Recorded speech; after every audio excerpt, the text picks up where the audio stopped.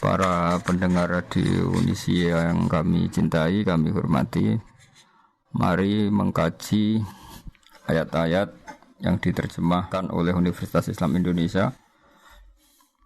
Baiklah, kita meneruskan ayat-ayat kemarin dan kita tidak akan bosan mengulang-ulang ayat yang masih kita butuhkan penjelasannya.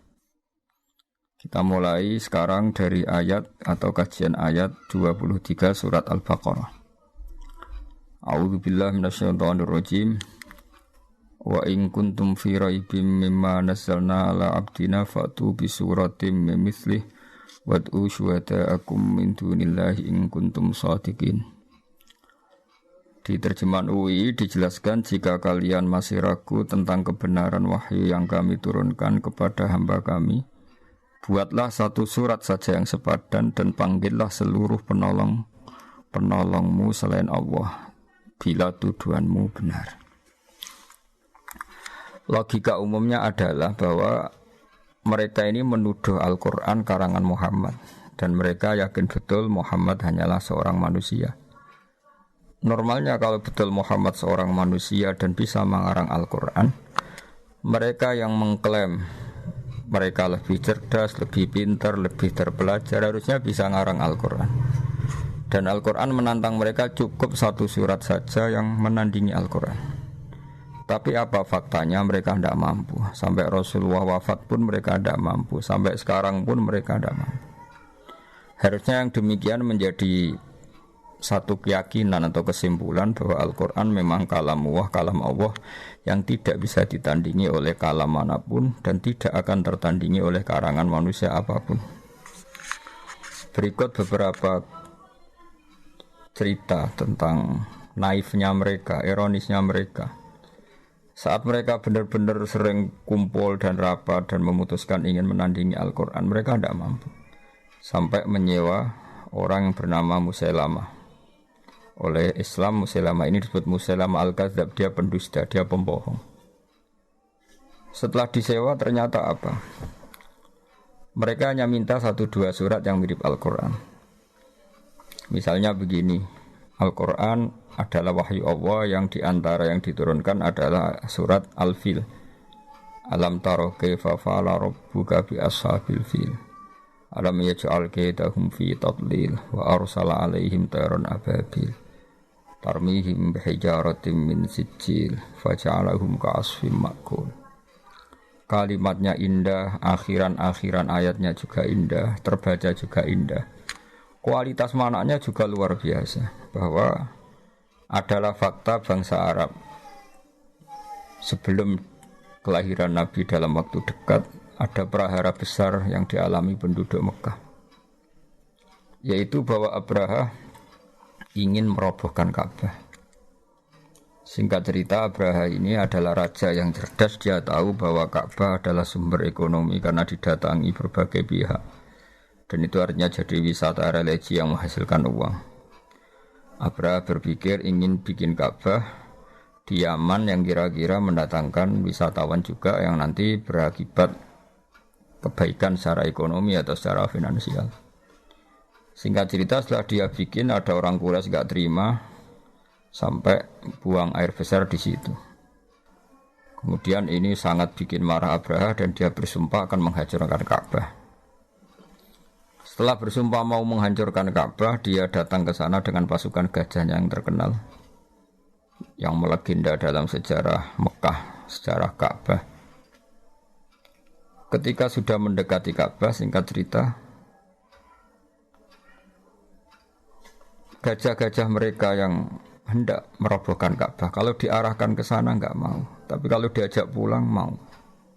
Setiap mau diarahkan lagi ke Ka'bah enggak mau. Setiap diajak pulang mau. Sehingga ini jadi peristiwa besar. Kemudian Abraham memaksakan tetap mau menghancurkan Ka'bah. Kenapa redaksinya alam taro? Bukankah kamu melihat? Berikut pendengar saya kutip sebagian sejarah pokok di sini. Tentu saat itu yang Sayyidul Qaumi, tuan daripada yang dipertuan besar di Mekah, di kampung Quraisy atau suku Quraisy adalah Sayyid Abdul Muthalib. Dia adalah mbah kandung Rasulullah SAW, Muhammad bin Abdullah bin Abdul Muthalib. Abraha sebagai seorang raja, dia relatif berperadaban. Dia tanya, kalau saya mau menghancurkan Ka'bah, siapa yang harus saya temui? Kata masyarakat, ya Abdul Muthalib Sayyidu Hadal Wadi. Abdul Muthalib dia adalah pemimpin di sini. Tapi sebelum itu Abraha adalah merampas sekian unta dari kampung Quraisy, termasuk untanya Abdul Muthalib yang kurang lebih sampai jumlahnya 100 unta. Itu lazim dalam penjajahan dulu, mesti merampas harta-harta daerah yang dijajah. Setelah Abdul Muthalib didatangkan, Abdul Muthalib itu orangnya wibawa sekali. Dia punya karisma yang luar biasa. Sampai-sampai saking karisma beliau, Abraha ini duduk di singgasana, terus dia bilang, ya Abdul Muthalib, kalau kamu duduk di sebelah saya, kaum saya pasti gak terima, karena saya ini raja di raja. Tapi kalau kamu duduk di bawah, saya tidak punya nyali, saya di atas, kamu di bawah. Singkat cerita, akhirnya Abraha ini duduk sejajar dengan Abdul Muthalib. Setelah duduk bersama, kata Abraha, saya ingin merobohkan Ka'bah, tapi saya tidak ingin perang. Sebab itu ungsikan kaum kamu, ungsikan kaum kamu, bangsa kamu. Kata Abdul Muthalib, ndak itu ndak urusan saya. Yang penting unta saya yang kamu sita, kamu kembalikan. Abraha terkaget-kaget.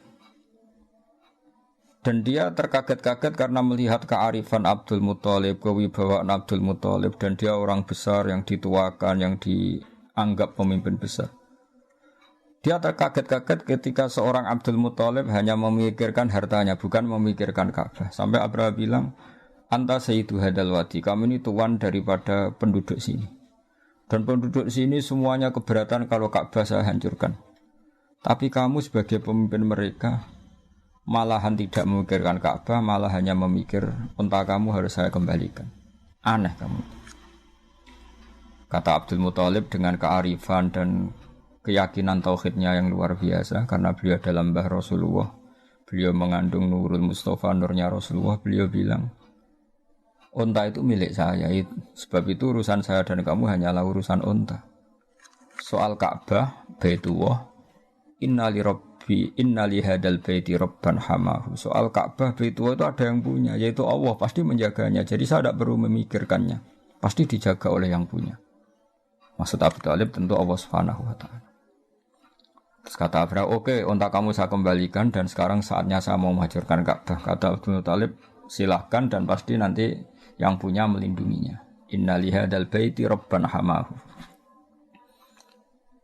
Setelah itu Abdul Muthalib datang ke Ka'bah. Dia pegang halaqatul bab. Halaqatul bab itu semacam kayak ya pegangan pintu. Di situ Abdul Muthalib bilang, ya Allah, ini rumahmu, engkau pasti menjaga ini. Setelah itu dia ngajak masyarakatnya, ngajak kaumnya.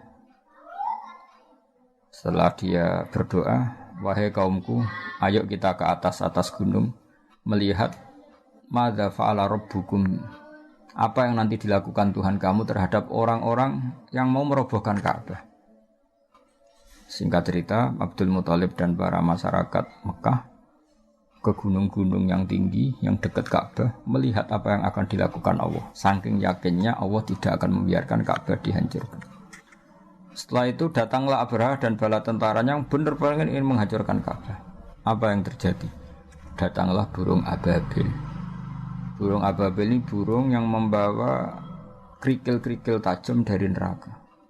Dan di situ tertulis alamat yang mau dijatuhin, sehingga semuanya tepat sasaran, tidak mengenai suku Quraisy. Ini termasuk kudratullah, di mana burung yang tidak punya akal menjatuhkan kerikil tepat sasaran. Sehingga sebelum ada bom pintar, bom beralamat, bom yang terprogram dulu, orang sudah menyaksikan kecanggihan burung ababil yang menjatuhkan kerikil mesti tepat pada yang salah, tepat pada sasaran. Di sini diterangkan oleh Allah Subhanahu wa taala dengan begitu indah secara kebalaghaan, secara kesusastraan, yaitu alam taro kaifa fa'ala rabbuka bi ashabil fil. Wahai penduduk Mekah, wahai kamu siapa saja yang melihat peristiwa itu. Alam taro dalam banyak tafsir disebutkan ayyuhar ra'i, siapa saja yang melihat peristiwa itu. Coba lihat apa yang dilakukan Tuhanmu terhadap ashabil fil, orang-orang bertentara gajah. Bukankah mereka saya hancurkan? dan mereka sia-sia. Tadlil artinya amal mereka sia-sia. Dan wa arsala alaihim tayran ababil, dan Tuhanmu yaitu Allah mengutus pasukan ababil. Yang ababil tadi membawa hijaratan min sijil. Wa arsala alaihim tayran ababil tarmihim bihijaratin min sijil. Faja'alahum ka'asfin ma'kul. Ini urutan ayat yang luar biasa. Alam tara kaifa fa'ala rabbuka bi ashabil fil. Alam yaj'al kaidahum fi tadlil wa arsala alaihim tayran ababil tarmihim hijaratin min sijil. Keindahan ini bukan terletak hanya karena diakhiri lam, semuanya sukun ya sukun semua sebagai waqaf, tidak. Tapi kualitas kesejarahan yang begitu dijelaskan detail dan faktual, yaitu nyata-nyata ada yang melihat, bersaksi melihat alam taro, dan mereka benar-benar taro melihat. Benar-benar ada pasukan gajah disebut ashabil fil. Benar-benar ada burung yang bernama ababil. Benar-benar ada batu kecil yang benar-benar min sijil. Semuanya diredaksikan begitu indah. Dan faktual memang itu nyata. Sehingga orang-orang Quraisy ketika dengar ayat itu enggak berkutik. Betapa Quran itu indah dan enggak mungkin tertandingi. Kesejarahnya kena, bahasanya kena. Keindahan pendengarannya kena.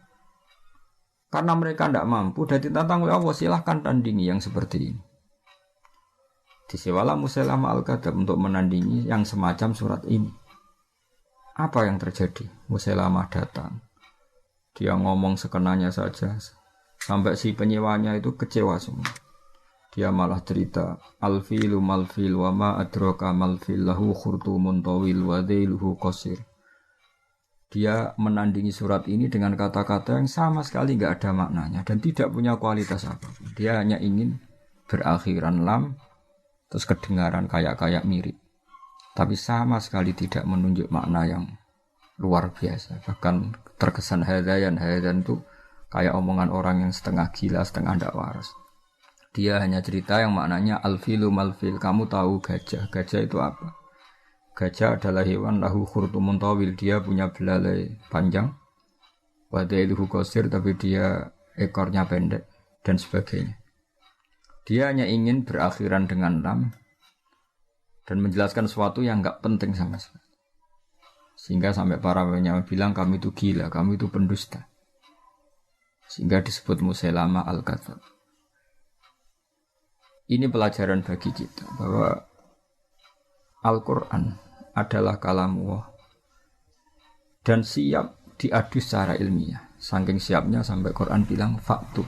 Kalau kamu enggak percaya dengan Quran ini adalah wahyu dari Allah, faktu, maka datangkanlah bisuratin mimisli. Kamu enggak apa-apa ngarang Quran asal kualitasnya sama, kebahasaannya sama, faktual sejarahnya sama, rohnya sama.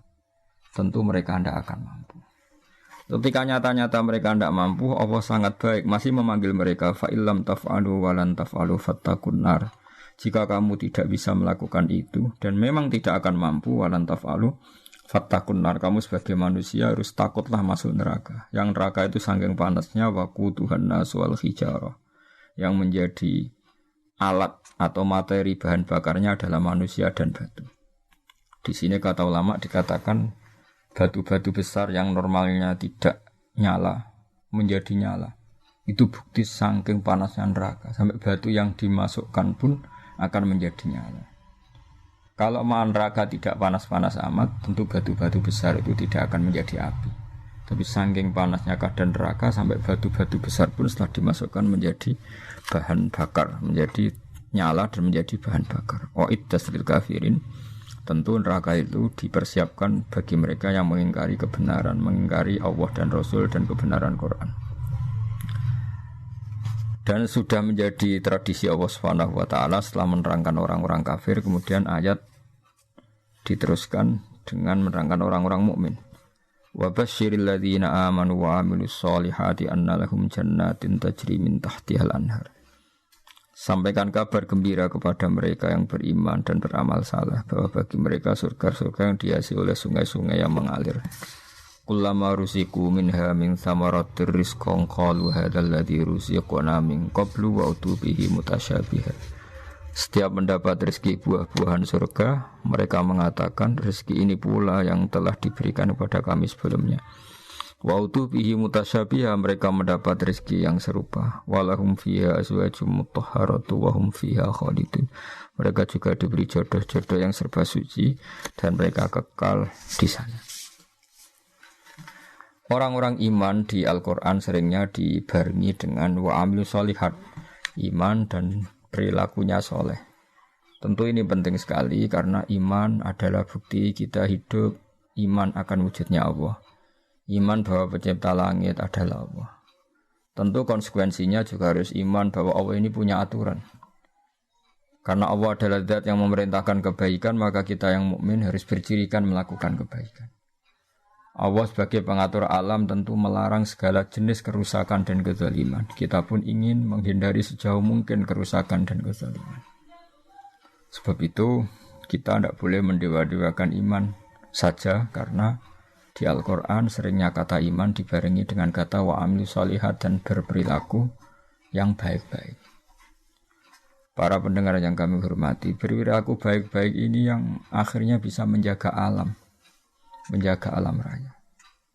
Betapa rusaknya alam ini kalau kita atau manusianya berbuat dolim. Betapa kacaunya sistem sosial, kacaunya tata surya, kacaunya apa saja. Bumi bisa dihancurkan lewat bom atom. Manusia bisa dihancurkan oleh narkoba. Konflik bisa disulut karena banyak orang yang berselingkuh, banyak orang yang mengambil haknya orang lain, istrinya orang lain sekenanya. Betapa rusaknya ini. Sehingga saking kacaunya kezaliman, Allah berfirman tuharal fasadu fil barri wal bahri bima kasabat aydin nas. Kalau ada kerusakan di mana saja, baik lautan maupun di daratan, semua pasti karena ulah manusia. Sebab itu kita yang mukmin harus berperilaku yang soleh. Soleh itu dari makna sesuatu yang pantas, yang layak. Baik layak secara agama, layak secara etika publik, maupun layak dengan alam. Artinya kita berperilaku sesuatu yang alam itu tidak menolak perilaku kita. Misalnya kita tidak bikin pencemaran, tidak bikin kerusakan di bumi dengan bom atom, dengan zat-zat kimia yang merusak alam dan sebagainya dan sebagainya. Sebab dalam bahasa Arab solihun masoluhalisye, sesuatu yang layak disebut soleh. Sehingga kita sebagai mukmin harus melakukan suatu amalan solihan, baik yang hubungannya dengan Allah disebut ibadah mahdhah, kayak kita sholat, kita sujud, kita puasa, maupun yang berhubungan dengan sama-sama manusia, sama-sama makhluk. Kita baik sama orang tua, keluarga, teman, anak, dan tentu juga harus baik dengan alam. Kita tidak merusak alam ini dengan bom atom, dengan kimia yang tidak pada tempatnya, tidak merusak dengan pencemaran. Bayangkan misalnya air yang menjadi sumber kehidupan, kemudian diracuni oleh kimia-kimia yang membahayakan. Kita semua akan mati karena nggak ada sumber kehidupan, karena airnya tercemari oleh limbah, oleh sesuatu yang madarat, yang membahayakan. Sehingga kita sebagai mukmin selalu berdoa sama Allah supaya hidup kita adalah hidup yang baik, hidup yang soleh, dan hidup kita adalah cerminan dari iman kepada Allah Subhanahu wa Ta'ala, yang diantara paketnya adalah orang mukmin adalah orang-orang sing amilus sholihat. Karena Allah adalah zat yang baik, yang selalu membalas orang-orang yang baik. Kemudian orang-orang baik ini dijanjikan Allah annalahum jannatin tajri min tahtil anhar. Orang-orang ini akan masuk surga, di mana surga itu serba indah. Di antara gambaran indahnya adalah dihiasi sungai-sungai yang mengalir, dan tentu dicukupi segala sumber rezeki, termasuk dicukupi juga kebutuhan-kebutuhan biologis manusia. Disebut walahum fiha azwajum mutahharah, punya istri-istri atau pasangan-pasangan yang tersucikan. Sudah gitu ditutup dengan wahum fiha khalidun, dan orang-orang baik di surga itu selamanya lama. Perlu dimengerti oleh banyak pemirsa bahwa wahum fiha khalidun, kata ulama ahli fikih disebutkan kenapa orang mukmin yang amalnya di dunia terbatas. Misalnya orang soleh mungkin hidupnya hanya 60 tahun atau 80 tahun. Berarti amalnya dia hanya 80 tahun atau 60 tahun. Kenapa Allah begitu baik dan dibalas dengan surga yang selamanya lama, bukan hanya surga yang berdurasi 80 tahun? Kata para ulama, ini bagian dari sirinya, rahasianya hadis innamal a'malu binniyat. amal itu akan mendapat pahala berdasar komitmen niat. Karena orang mukmin itu berniat andaikan hidup selamanya-lama di dunia juga dia akan iman selamanya-lama. Maka dibalas Allah, dia pun masuk surga selamanya-lama.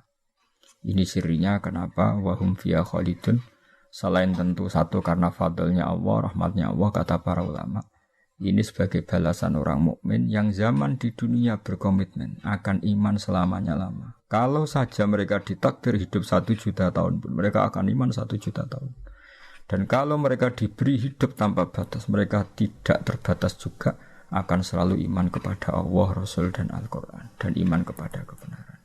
Sehingga sebagai balasannya, niatnya, komitmennya iman, maka dibalas dengan surga yang mereka berstatus wahum fiha khalidun selama-lamanya di surga. Saya kira demikian, semoga ini bermanfaat. Ini kita tutup dengan shadaqallahul azim. Insyaallah pertemuan berikutnya kita teruskan dalam kesempatan yang lain mulai ayat 26 surat Al-Baqarah. Assalamualaikum warahmatullahi wabarakatuh.